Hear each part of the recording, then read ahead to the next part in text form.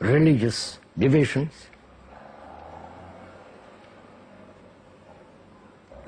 The ancient Sumerians, the ancient Hindus, they never called them Hindus, but doesn't matter.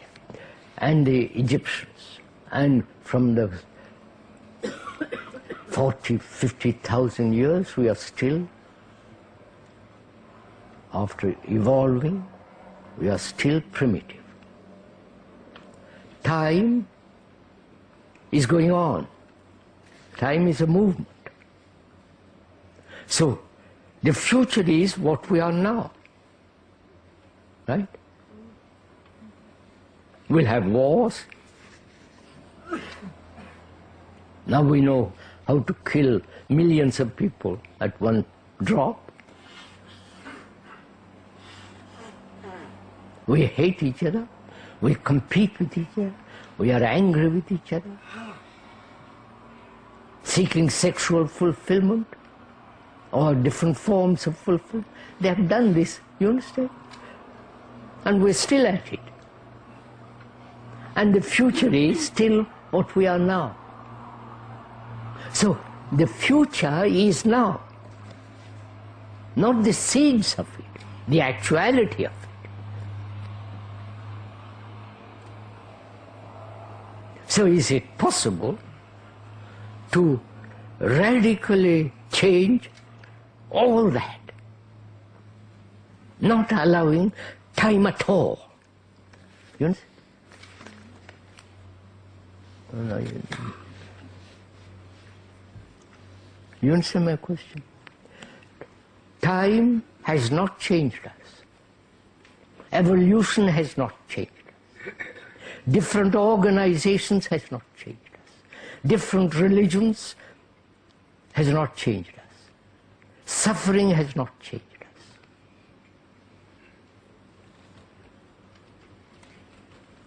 And we say time will change, help us to change. What do you mean by change? I'm coming to that, sir. Give me a little time.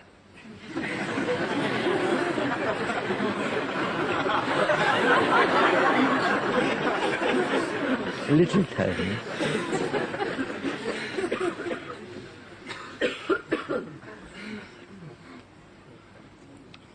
So we are saying, if one looks to time, that is tomorrow, to bring about a change, then it is futile hope. Right? That's clear. Therefore, we have to inquire, what is change? Is change in terms of the future? Is change something from that which is to something else? Please go into, don't, I am this, I will be that. I will be that means future, brought about by desire, which is the essence of will. Desire is the essence of will.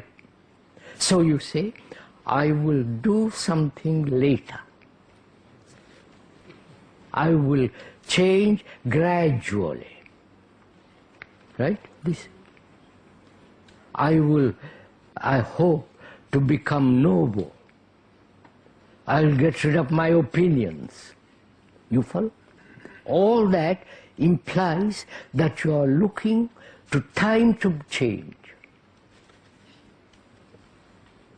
So we are asking, what is change? In which there is no time. You understand, sir? Moment I say to myself, I will change, you have already admitted the future.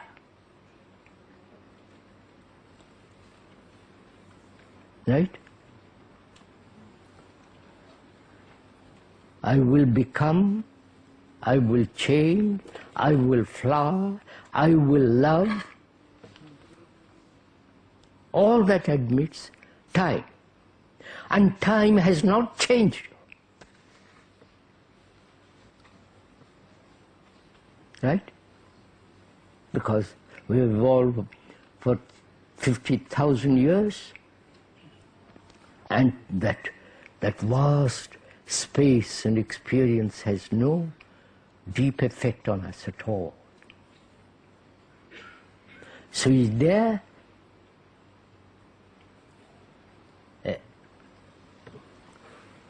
a totally, please understand, totally ending of something which has been.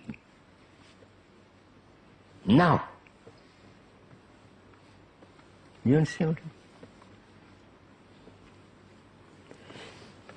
mean? Wait, suppose I'm greedy.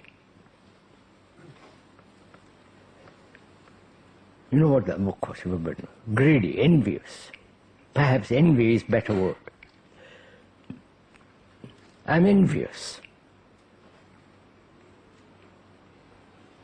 I can rationalize it, say it's natural, it is cultural, it is part of a commercial process of gaining, losing, production, and all that stuff. So I can say I'm greedy. And man has been greedy from the beginning of time, right? And time has not changed me at all, because we have, through greed, we have created this appalling society, both commercially and through envy, which is comparison. We have destroyed each other. This is a fact. And can that envy end instantly? Not I will, gradually. You understand my question? Have I made the question clear? Is there an ending?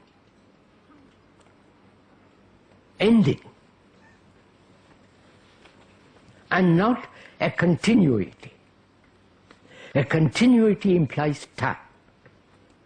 Right? Oh, come on, sir. So, can one not allow time at all to enter into the world of change? That change means ending. Ending, not knowing what will happen.